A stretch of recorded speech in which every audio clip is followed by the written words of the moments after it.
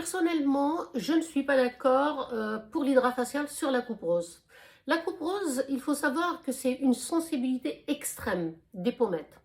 C'est souvent héréditaire, ou le père ou la mère l'ont. On va dire 2 personnes sur 3, ça vient de l'hérédité. Ensuite, la coupe rose, l'été, c'est un problème, l'hiver, c'est un problème. C'est-à-dire, l'été, le soleil, les UV qui tapent dessus risquent de l'aggraver.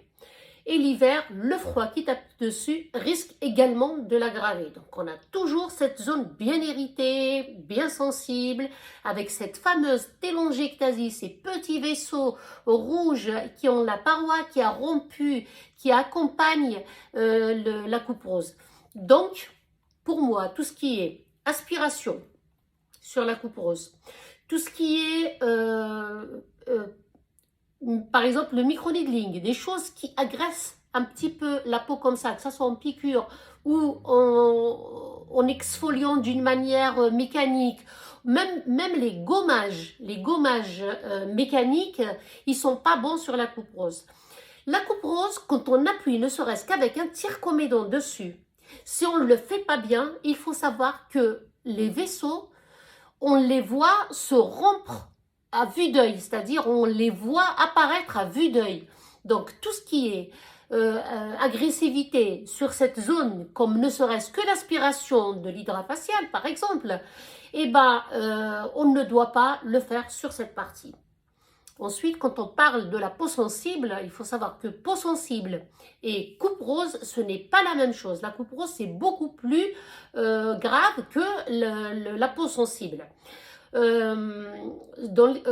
Par rapport à l'hydrafacial, puisque cette question concerne l'hydrafacial, il y a 6 étapes, il y a plusieurs étapes. Il y a l'étape de la dermabrasion, de l'aspiration, de l'introduction des produits dans la peau, etc.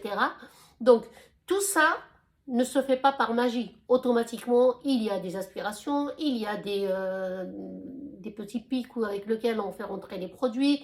Il y a plein de choses qui vont venir agresser cette zone qui est hyper sensible. Si vous souhaitez vous débarrasser, ne serait-ce que de la télangiectasie, ces petits vaisseaux que vous avez sur la coupe rose, dans ce cas-là, il faut opter ou pour la lumière pulsée ou pour le laser, hein, c'est un petit peu le même principe. Mais ça revient.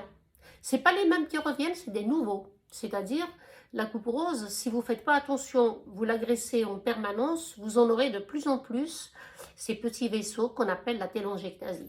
Donc voilà, j'espère que j'ai répondu à ta question et que tu en es satisfaite. Je serai toi, j'éviterai cette partie-là par rapport à tous les soins agressifs. Donc fais attention à tout ce qu'on peut te proposer. Des gens peu scrupuleux peuvent te dire oui, tu peux faire ci, tu peux faire ça, mais sache que cette partie-là est super sensible. Il n'y a que toi qui peut dire non à certaines choses, parce que les gens ne sont pas toujours très honnêtes. Ils peuvent toujours te dire oui, ça se fait, etc. Mais attention, voilà, c'est tout ce que j'ai à dire. Il existe des crèmes. Par contre, ces crèmes, elles sont faites pour ce type de problème. Ça calme les terminaisons nerveuses. Ça vient dérougir cette zone. En fait, je ne sais pas, tu as sûrement remarqué, la coupe rose, si tu bois un verre, tu es toute rouge.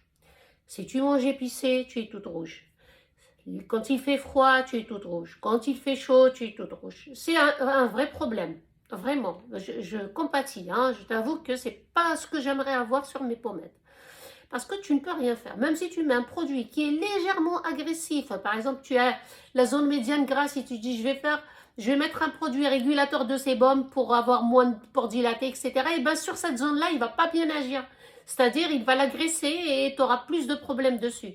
C'est pour ça que je dis toujours, il faut adapter les produits, par exemple cosmétiques, aux problèmes de la peau.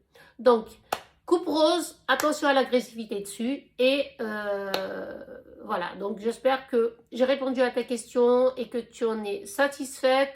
Et puis, si jamais vous avez, les filles, d'autres questions par rapport aux soins, ce que vous pouvez faire, ce que vous ne pouvez pas faire, etc., Je suis là, vous pouvez m'écrire, je répondrai par vidéo, par exemple, comme ça, je toucherai le plus large possible des personnes. Je réponds en message, chacune en message écrit, ben, je touche que cette personne-là et j'aurai la même question qui revient souvent.